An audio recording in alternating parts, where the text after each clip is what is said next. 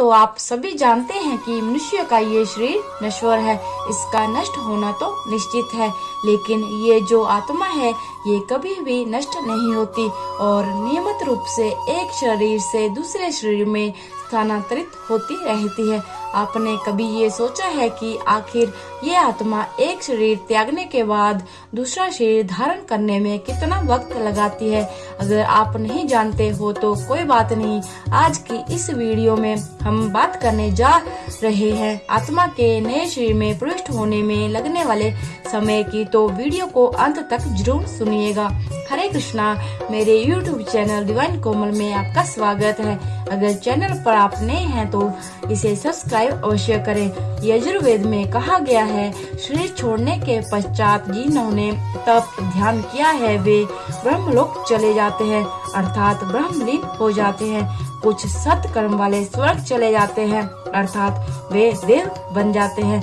राक्षसी कर्म करने वाले कुछ प्रेत योनि में चले जाते हैं और अनंत काल तक भटकते रहते हैं और कुछ धरती पर फिर से जन्म ले लेते हैं।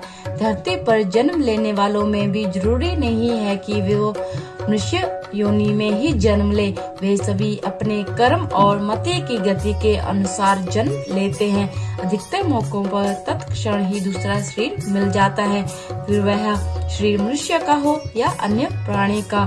गरुड़ पुराण के अलावा हमारे सनातन धर्म में कुछ ऐसे उपनिषद भी रहे हैं जो एक आत्मा का दूसरा शरीर धारण करने में लगने वाले समय के बारे में बताते हैं।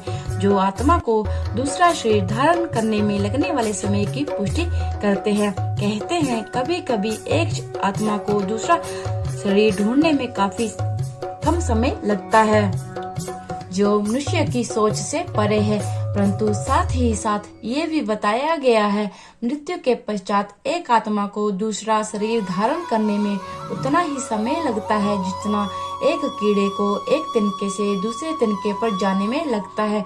कुछ प्राणों का यहाँ तक कहना है कि जब कोई मनुष्य अपने इस जन्म के लिए निर्धारित कार्यों को पूर्ण कर चुके होते हैं, उनकी मृत्यु बिना किसी कष्ट, रोग और दुर्घटना के होती है। ऐसे शरीर की आत्मा को नए शरीर को प्राप्त करने में कुछ ही पल लगते हैं। शास्त्रों की माने तो जब किसी की मृत्यु होती है तो आत्मा शरीर को त्याग कर अपनी आगे की यात्रा प्रारंभ करती है।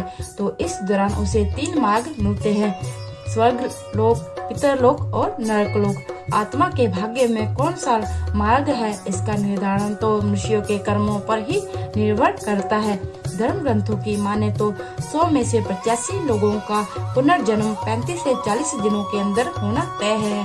बाकी के बचे 15 में से 11% उनका पुनर्जन्म होने में 1 से 3 साल का समय लगता है। मैं उम्मीद करती हूँ कि आप समझ गए होंगे एक शरीर त्यागने के बाद आत्मा दूसरे शरीर में जाने के लिए कितना इंतजार करती है। अगर आज की वीडियो अच्छी लगे तो इसे लाइक करें और चैनल को सब्सक्राइब करना ना भूलें। हरे कृष्णा, धन्यवाद।